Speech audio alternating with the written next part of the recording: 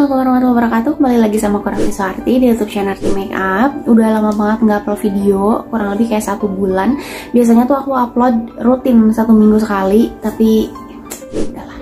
Nah, di sini aku akan kembali mereview dan review kali ini adalah skincare, dan ini adalah step skincare yang wajib banget dipakai setiap hari, nggak boleh di skip dalam setiap harinya. Apalagi kalau bukan sunscreen. Ini dari Glade to Glow, ini aku beli no sponsor video, dan aku pengen reviewnya tuh sejelas mungkin, apalagi kalau masalah tentang ingredientsnya.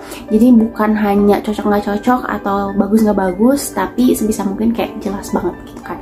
Nah, untuk yang penasaran sama reviewnya, tonton terus videonya. Untuk detail packagingnya tuh kayak gini, namanya adalah Glade to Glow Light Sunscreen, SPF-nya 50 PA+++. Untuk volumenya dia 30 gram, packagingnya tuh warna soft blue, dan ini menurut aku packagingnya bagus sih, padahal kayak harganya tuh nggak nyampe 40.000, ditambah ngeluarin produknya tuh kayak di pump, jadi nggak usah ribet pencet-pencet gitu, dan ini nggak ringkih sih menurut aku. Nah, kalau misalkan dari SPF-nya dia udah bagus ya, dia pakai SPF 50, dimana SPF 50 tuh udah dalam kategori yang tinggi, dapat memproteksi atau melindungi kulit kita dari paparan sinar UVB sekitar 98%. Terus untuk perlindungannya pun sekitar 500 menit atau 8 jam, tapi itu kalau misalkan kita nggak apa-apain ya, maksudnya kita nggak wudu, jadi nggak ngebasahin muka sama air gitu kan, atau nggak berkeringat yang banyak banget gitu, jadi kan nggak luntur. Nah, tapi kalau misalkan untuk PA-nya dia masih PA+++++3, memang lebih bagus tuh +4, dimana si PA+++ ini tuh dapat membantu melindungi kulit kita dari paparan sinar UVA. Kalau misalkan untuk SPF tuh untuk perlindungan agar kulit tidak sunburn atau kulit terbakar atau gosong gitu. Tapi kalau misalnya untuk PA itu dapat melindungi kulit kita tuh agar tidak terjadinya penuaan dini gitu. Nah, makanya kenapa sunscreen tuh penting banget dipakai setiap hari. Teksturnya dia gel warna putih, ada efek sejuknya di kulit, terus pas kita blend jadi kayak watery gitu.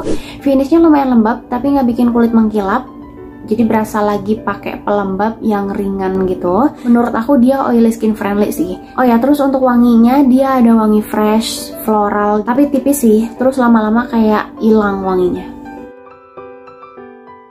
Kalau dari klaimnya, menurut aku dia nggak overklaim sih, karena dia hanya nulisin dapat memproteksi kulit dari UVA dan UVB pastinya. Terus sunscreen yang ringan, dapat melembabkan dan memproteksi skin barrier, karena dia mengandung ceramide sama multiplant, jadi banyak tanaman-tanaman atau banyak ekstrak-ekstrak tanaman kayak gitu. Nah, sekarang kita lihat full ingredientsnya ya. Kalau dari jenis sunscreennya, dia chemical sunscreen atau physical sunscreen, dia adalah chemical sunscreen karena dia ada octocrylene, ada ethylaceae methoxycinamate, terus ada butyl methoxydibenzoyl metan. Itu adalah ingredients chemical sunscreen. Terus memang dia banyak banget ada ekstrak-ekstrak tanaman, bisa dari bunganya, dari daunnya, atau dari bijinya.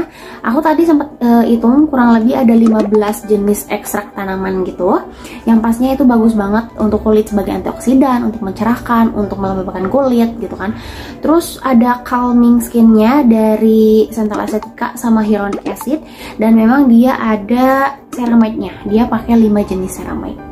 Ini untuk menjelaskan ingredientsnya kalau misalkan dilihat dari web Skin Karisma, tapi menurut aku ini kayak kurang detail. Jadi banyak ingredients yang kayak nggak kedetek gitu loh sama webnya. Nah, aku ada web lain namanya itu adalah Inside Coder, bisa dilihat.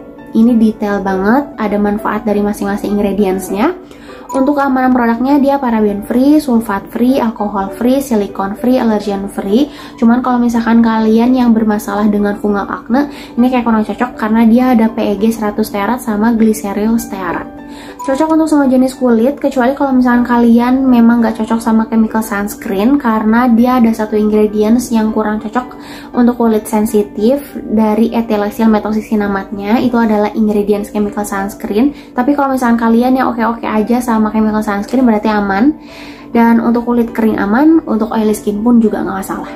Memang lebih bagus lagi kalau misalkan dicek pakai UV kamera ya, karena dia bisa lebih detail lagi ngelihat dia kayak ngecover apa enggak, terus kalau misalkan kena air luntur apa enggak, kalau berkeringat luntur apa enggak. Cuman di sini aku nggak ada, tapi aku pernah lihat reviewer lain yang cobain pakai UV kamera.